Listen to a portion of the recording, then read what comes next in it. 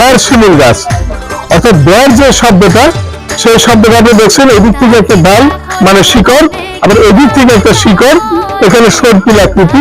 অর্থাৎ আমরা কি বলবো, এখানে একটা পায়ের মতো আছে, এখানে একটা পায়ের মতো আছে, এখানে একটা পায়ের মতো আছে। যদি আর্কিটেকচারের দৃষ্টিতে বোঝানো যায়, এটা একটা কুমির আকৃতির হতে পারবে অথবা অন্য কোনো জীবের আকৃতির হতে পারে। এখানে আমি একটু ভিতরে যাচ্ছি, এই ভিতরে যে জায়গাটা আছে এটা অনেকে যায়, তা আমিও যাচ্ছি।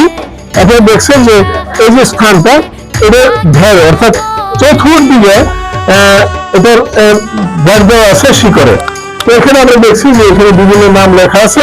এই যে আপনারা দেখছি যে এখানে আমি খুব ভিতরে চলে আসছি গাছটা, অর্থাৎ ভিতরে আসলে একটা থমথমে ভাব আছে। এখানে আমি ক্যামেরাটা পরে নিয়ে আসবো। এখানে আমরা যে জায়গাটা দেখতে পাচ্ছি, এটা এই যে আপনারা দেখতে পাচ্ছেন যে এই জায়গাটা একটা কুজোর মতো, অর্থাৎ